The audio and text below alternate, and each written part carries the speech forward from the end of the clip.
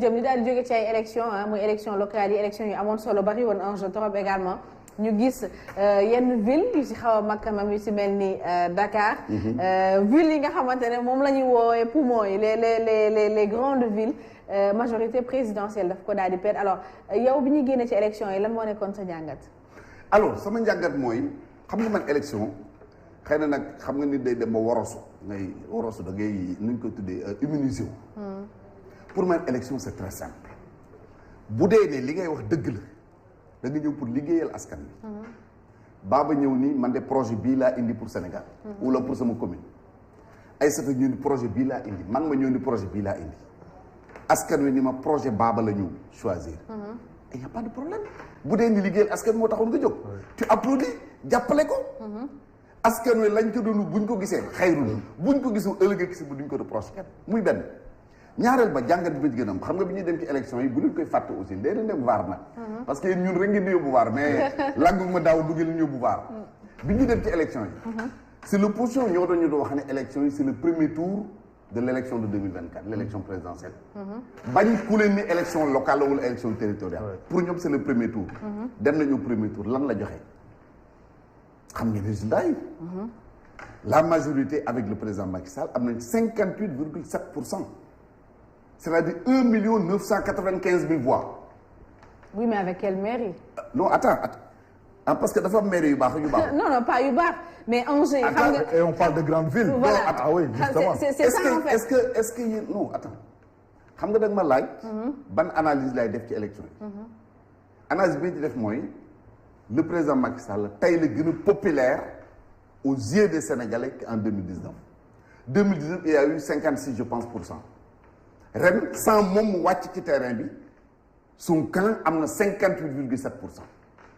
kon su wàccoon ci terrain bi dana romb largement la barre des 65%. loolu mooy enseignement majeur bi ma ci retenir beneen enseignement bi mooy sénégalais yi pare nañu pour di jël en charge seen bopp seen destinée jëlal une ville comme Kaolack parce que yaa ngi wax léegi les grandes villes parti yëpp amoon nañ fa ay candidats mais les Kaolack waa on choisit un candidat bu nga xam ne nekkul ci benn parti politique loolu fa am na feneen mu am leneen loo nga xam ne il faut que ñu di ci bàyyi xel di ngeen dégg ñuy wax naan tel groupe bugguma tudd kenn pour frustrer kenn tel parti ou bien telle coalition gagné na fii am na ay percées yu ñu def alors que gagné wuñu amuñu percé lu tax gagné wuñu amuñu percé xam nga bi ñu demee au dialogue politique dañu ni pour nga dem élection da nga jox une caution de 15 millions francs, oui, 15 millions. 15 millions. Oui, 15 millions. nga dem ci benn dëkk Baba par exemple moom laay cité bokk ci parti X. parti bi investiruñu ko mu bëgg a dem élection ci parti X la bokk. mais bëgg na am élection te parti am investiruñu ko mu ñëw ci Aïssatou bi nga xam ne fay na déjà 15 millions mais amoo benn nit yow. fay nga 15 millions yor nga sa récépissé Baba ñëw ci yow. ni la dama bëgg bokk ci élection nga jox ko sa récépissé mu dem compétir gagné wala ñu gagné ko dellu na parti X ba mu bokkoon moo tax ngeen gis ñu bëri ñoo nga xam ne dañu bokkoon APR wala benn bokk yaakaar après les élections dellu nañu dañu demoon liste parallèle parce que bëggoon nañu bokk ci élection yi xam nga nag nax sa bopp moo raw déggu foofu parce que yor sa benn liste rek parce que fay nga sa 15 millions ñu yor sa récépissé ku bëgg nga jox ko jëlal le cas de Dakar Soham Wardini justement Dakar oui. Soham Wardini est-ce que dafa bokk ci buntu bi fi mu demee woon élection bokk fa. elle est de l'AFP. bu élection yi dellu jeexee bu dellu fa mu bokkoon. donc loolu laay poser le manque de sincérité des listes électorales des listes pendant ces élections là. loolu aussi il faut que ñu ci bàyyi xel nit ñi bu ñuy dem ñu xam ni kii kat dem na ci turu tel parti mais bokkul ci parti boobu su élection jeexee day dellu ci parti bi donc en résumé question bi nga ma laaj. dem nañ à des élections. gis naa ne sénégalais xam nañ li ñu bëgg parce que lu coow lu bari majorité sénégalais ñu toog seen kër demuñu meeting demuñu caravane demuñu réunion demuñu fenn bu élection yi jotee 6 heures du matin la ñuy ñëw ci bureau de vote yi def li ñuy def dans le calme et dans la discipline dem toog mu am beneen leçon nag importante bu ñëpp war a jàpp mooy coowul sàcc élection mu defe naa jeex na Sénégal yàgg nañ leen ko wax musuñu gëm nag musuñu ko nangu mais tey ak le déroulement de ces élections là wane na ni le système électoral est fiable kenn mënul dama leen ko yàgg a wax depuis le code électoral code consensuel de Kéba Mbaye de 92 jusqu'au moment où nous parlons kenn mënul sàcc ay élections au Sénégal c'est impossible. d'accord mais donc tey loolu leer na ni cette question là est réglée. est-ce que tey mën nga imaginer élection locale yi ak enjeu fi mu tolloon ak waa Benno Bokk Yaakaar fi ko dogoon fii ci Dakar ñu ñàkk ko. mais non xam nga booy dem ci élection. ak li fi nekk yëpp. ci waaw kàngam ci Benno Bokk Yaakaar. xam nga loolu bokk na ci li ko indi bi ñu nekkee au dialogue politique. ñu ni dañu proposer le maire élu au suffrage universel direct.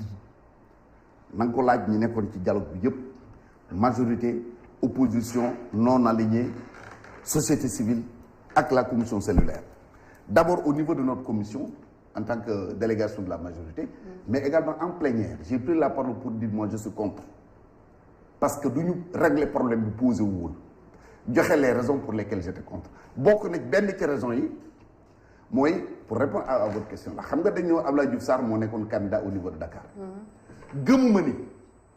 gëmuma ni tous les responsables politiques de la majorité soutenir nañu la candidature d'Abdoulaye Diouf Sarr. mais ñi nga xamante ne tamit ñoo fi nekkoon ñu fës ñu si ëpp gis nañ soutenir nañ ko parce que gis nañ même ci affiche Abdoulaye Diouf Sarr yi ñoom loolu lañ doon tiitaroo sax justement dañ doon wax que ni c'est le seul candidat boo xamante ne da nga koy gis mu ànd ak ay kàngam ñoo xamante ne ni ñu ngi ci ginnaawam également.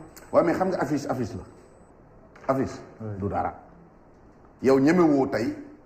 nga nekk responsable wala nga nekk candidat quelque part parce que affiche yi ngay wax candidat maire yi ñoo ci àndoon ak Abdoulaye Diouf Sarr yow ñemewoo tey nga nekk candidat wala même boo nekkul candidat nga nekk responsable ñun la dañuy def affiche kaay ci affiche bi nga ne du ma ñëw ñemewoo meeting am wala dara am ñu woola nga ne du ma ñëw ñemewoo ko mais est-ce que en réalité ça c'est la vérité est-ce que en réalité les responsables de Dakar parce qu'on parle du cas de Dakar ñu nekk ñëpp dans Benno Bokk Yaakaar est-ce qu'ils se sont mobilisés faire voter leurs électeurs pour le candidat Abdoulaye Diouf. En tout cas le seul qui c'est cette question lu tax gëmuloo ko c'est important. c'est important la question. lu tax gëmoo ko. li tax gëmoo ko mooy.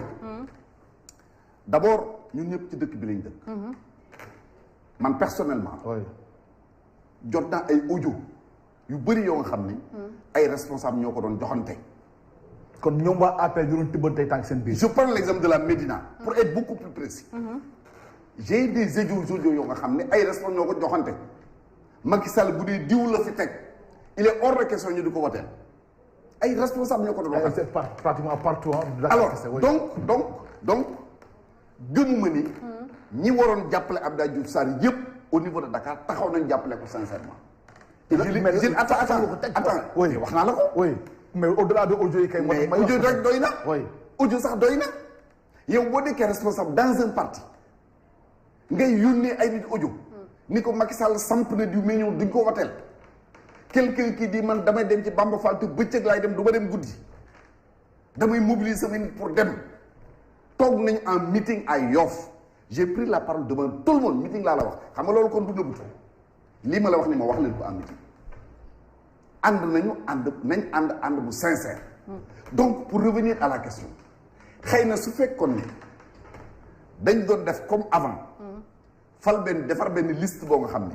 yaa Abdoulaye Diouf Sarr yaa Moussa yaa Demba yaa keneen ak keneen bu liste ba gagné ñu soog a xool kuy doon maire ak kuy doon adjoint bu doon lool la kon ñi def ay vote sanction duñ ko def mais ku nekk xam nga ni boo wotee Abdoulaye Diouf Sarr nga doon wotee. boo bañee Abdoulaye Diouf Sarr nekk candidat. doo ko voté bañ jàll non doo ko voté. muy benn raison boo xam joxe woon naa ko à l'époque. deuxième raison dafa am li ñu tudd rupture d'égalité pour man ci ni ñu fale maire yi parce que mënuloo ni baaba dañ la fal au suffrage universel direct. adjoint yi le conseil municipal ñoo leen di fal kon yamatu leen. or dans le conseil municipal ay naw la ngeen war a doon. moo indi ay jafe-jafe ak moo indi jafe voilà ak Guédiawaye par exemple moo fi indi jafe. troisième problème c'est sur la parité. loolu aussi daf ci am loo nga xam ne jàpp naa dañ ko war a mën leeral. luy problème bi ci parité bi. parité bi mooy am na ñoo xam dañ naan la le maire comme dañ ko fal au suffrage universel direct. donc adjoint yi bu ñuy def parité ci adjoint lañ koy tàmbali. c'est le problème à la mairie de Dakar ah bi ñuy def. parité bi ci adjoint yi c'est respecté mais bu ñu tenir compte ki nga xamante ne mooy le premier adjoint. voilà exactement parité bi respecté wuñ ko góor la comme ki nga xamante ne mooy le maire. te tey nii jàpp naa ne bu ñu defoon recours dans beaucoup de mairies. dañu tas le bureau municipal reprendre ko donc voilà des questions yoo nga xam ni man soulevé naa ko en amont malheureusement je dis bien malheureusement parce que du lu ñuy ndamoo dafa am loo nga xam ne lu ñu dab la malheureusement les faits nous ont donné raison donc il faut ñu réfléchir sur toutes ces questions là xool naka la parce que l'œuvre humaine n'est pas parfaite da ngay def dara tey ëllëg nga yaakaar ni xëy na nii moo gën a baax nga dem mais nag vote au suffrage direct pratiquement ñëpp dañ ko doon sàkku monsieur le ministre parce que ñëpp dañ doon wax naan il faut bu ñu amee kenn ñu xam kat kan la ñuy voté ci liste bi c'était important également alors xam sa maire oui. j'interroge l'histoire 2 mandats yi jàll bële sur les 557 collectivités locales 5 cas moo ci amoon yoo nga xam ni moom la ñu tuddee cas d'indiscipline c'est-à-dire ki jiite woon liste bi nekkul maire bi au finish mandat bi jeex nii 7 astafurlah bële 7 la woon mandat bi jeex nii 5 cas ñoo ci amoon yoo nga xam ni ki diriger liste bi en définitive nekkul le maire qui a été désigné donc man voilà les arguments que j'avais banaan pour dire que du ma déparé ci loo nga xam 0,001% la pour di changer xam nga ñi doon développer thèse bi mooy lan ils ont eu gain de cause mooy ñi nga xam ne tey dañ doon xëccu jël maire yi te xam ne bu ñu defee l'élection du maire au suffrage universel direct pouvoir bi mooy am difficulté et c'est ce qui s'est produit tey la vérité mooy am na seen naataango par exemple je prends l'exemple de la RFM dem nañu dans une commune fii à Dakar kenn ngeen woteel ñu ni Yewwi lañ woteel ñu leen kan mooy maire bi ñu ne xamuñu ko ils ne connaissent pas donc beaucoup de gens ont voté comme ça rek parce que xamuñu sax le maire bi ñu voté mais foofu analyse bi mën na nekk mën na nekk parce que dañu voté comme ça mën na nekk également parce que dañuy voté juste pour dire tout sauf Benno Bokk Yaakaar. absolument je suis d'accord sanction votre oui. sanction je suis d'accord parce que am na ñu bëri ñoo xamante ne seen analyse ci li nga xamante ne moo di résultat yi ni mu demee ci élection locale yi mooy c'était un vote sanction. vote sanction contre Benno Bokk Yaakaar pour def leen alerte ne leen su ngeen defarawul bu ñu demee 2024 ñu làbbaliwaat leen. waaw moo tax question bi nga jëkk a posé am solo mooy boo defee lecture bi 2019 on avait 56% fi ñu toog ni on a 58% ñu xam fan la ñu war a parce que le problème mooy nekkul tey di wax naan woy gagné nañu fi dugg na fi génn fii non dañu jëppi élection législative nga jël Dakar lii moo tax ñu gagné ñëw lañ jàpp ni moo tax ñu gagné ñëw yan mbër la ñu war a sàmm ak ban stratégie ak ban plan nga war a teg pour gagner à Dakar pour gagner à Thiès pour gagner à Kaolack qu'on n'a presque pas perdu parce que Kaolack ka fa nekk bokkul ci benn parti ak d'autres localités nga jël une ville comme Diourbel c'est une grande ville ki ko gagné bokkul demul ci bannière Benno Bokk Yaakaar mais c'est le député de Benno Bokk Yaakaar mooy li ma leen wax léegi mooy ñëwaat def na alliance ak PDS au niveau de la base gagné la mairie PDS gagné département bi alors que moom il est de Benno Bokk Yaakaar te Benno Bokk Yaakaar investir ko woon mais kooku bu doon élection présidentielle il votera certainement pour le président Macky Sall.